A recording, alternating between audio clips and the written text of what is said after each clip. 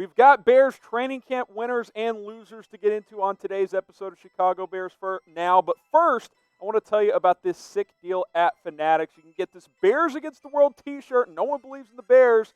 We got to fight off the enemies and the haters. Go to chatsports.com/BearsWorld. And hey, school's coming back soon. In some cases, it's already back. Obviously, coronavirus, everything going on. If you need a new backpack or if you need one for work, tons of different ones to choose from. That link is chatsports.com/BearsPack. Let's get into some training camp winners here. Cordarrelle Patterson. They're playing him at running back. They want to utilize him more, so that makes him a winner, right? Because they're excited about his upside. They think a positional change could benefit him there. They talked about last year about utilizing him a lot. Well, that didn't really happen. The stats are what they are. Less than 100 receiving yards, barely over 100 rushing yards. I would expect a heavier workload for him this year. Now, he's not strictly going to play running back, I don't think, but they're trying to maximize his athleticism, get him some carries, throw to him out of the backfield, maybe use him in the jet sweep game, probably still play him some at receiver as well, but going to be more of a rotation guy. I've got him in my running back depth chart at this point because he's been working strictly at running back so far in training camp. He's been learning the position. He's talked about making those kind of adjustments as well. So, look, Matt Nagy keeps mentioning, hey, I'm excited to see him there. We want to utilize this kid. So I think that has to make him a winner so far, right? It's training camp. We don't know what these guys are going to do until the season starts. But so far, so good for Cordarrelle Patterson. I think he's going to have a bigger role on this football team this year, and he needs to because they paid him a decent amount before last season. Now I'm going to make this the pinned comment on today's video. He's played running back. He's played receiver. What do you guys think? Is he going to have more rushing or receiving yards this year? If you think he's going to have more rushing, type 1. If you think he's going to have more receiving yards, type 2. The pinned comment is the very top area of the comment section. You can go ahead and reply right there. Another training camp winner is Deon Bush, the strong safety who's gotten slowly better and better over the past couple of years. The Bears found him late in the draft, and now he's a player that has a chance to start. They brought in Tayshaun Gibson, but Bush is competing for this job. Make no mistake about it. Eddie Jackson, the Bears free safety, spoke highly about him, saying, look, just from seeing my rookie year to now, just how much he understands about defense now and his playmaking ability, it's through the roof right now. When I first got here, he was kind of overthinking a lot of different things. Now you see he's getting settled. I just keep telling him to keep making plays, and that's what all the reports are suggesting. He almost intercepted Trubisky in one of the first practices, jumped a route, made a really good play on the ball. Didn't complete the play, but he's getting in the right spots. He's making plays. He's always been pretty good against the run, but now if he's improving against the pass as well, and like Eddie Jackson is saying, he's just reacting now, not overthinking. That's the key from moving from college to the NFL at defensive back is you got to understand schemes, and I think that's what's happening with Deon Bush. It's starting to click for him, and he's got a decent shot, and quite frankly is a more natural box safety than Tayshaun Gibson, who's really more of a free safety. So this spot is up for grabs. Who will start at strong safety? Type DB for Deon Bush, type TG for Tayshaun Gibson. I would still lean toward Gibson. He's got the experience, but Deon Bush will get reps this year. I think he's going to play a lot. So I want you guys to get subscribed to the channel. What do you have to lose, right? I keep telling you guys it's free. Like 50% of you guys that watch aren't subscribed. How can I convince you? It's free. We put up videos almost every single day. Lots of different Chicago Bears coverage. Just hit the red button. If you don't like us, that's fine. You can unsubscribe. Give us a chance by hitting that button and turning on notifications. I promise we will not let you down. Next one up here is Jimmy Graham, who I think he's getting the most positive praise from everybody so far in training camp. Everybody said, oh, he's washed. His career's over. Now, he's not going to be peak Jimmy Graham, but both quarterbacks have spoken highly of him. Cole Kmet, the young tight end, says, hey, the guy still got it. He's playing at a high level.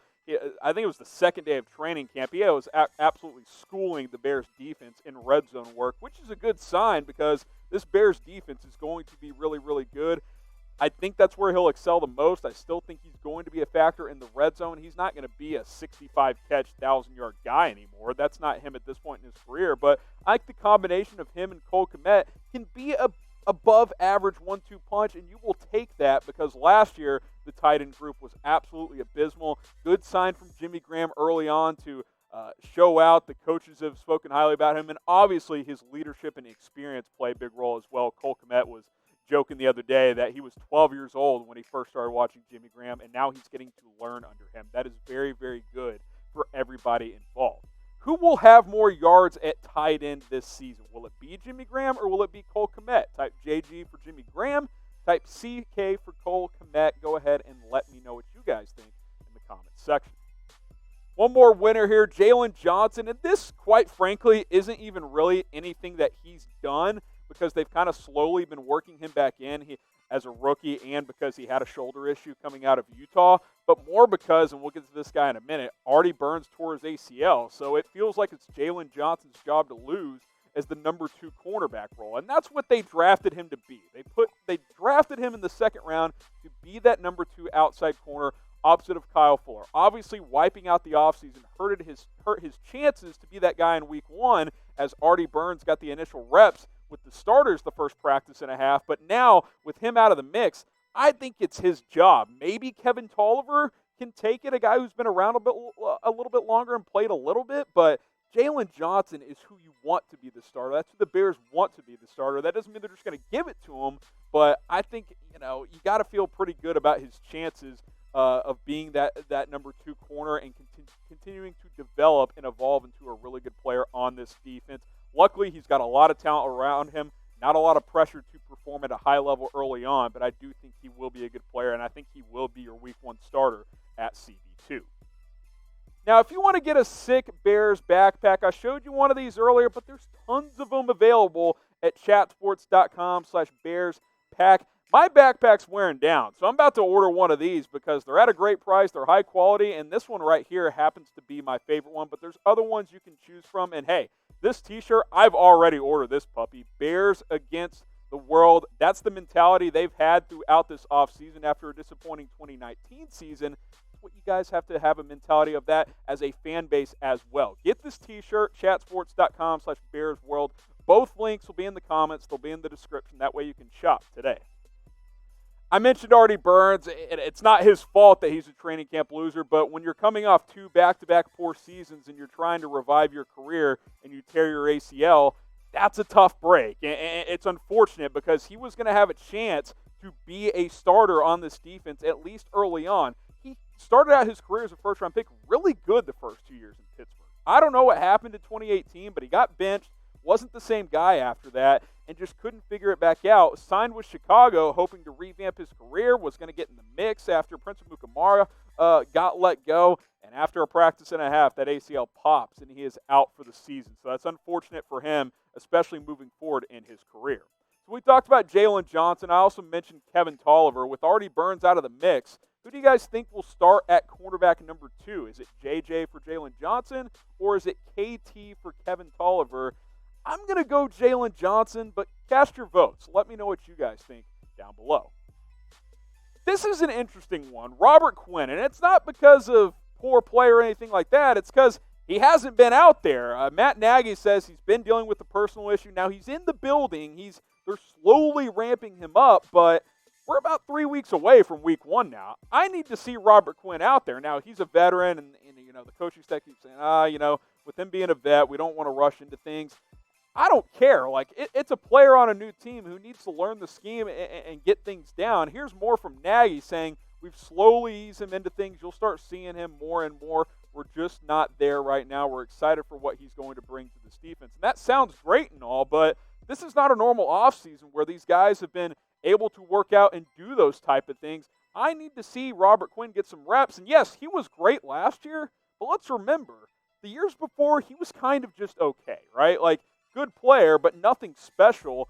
I need to get him at training camp and get him some reps. So hopefully he can get out there very, very soon because you paid him $70 million to be that guy to get after the quarterback opposite of Khalil Mack. You got to earn that money, and that starts in training camp. Now, if we get into week 1, week 2, and he's getting after the quarterback, that's fine, but I don't want him only practicing for a week or two and being out of shape and all that stuff for the start of the season.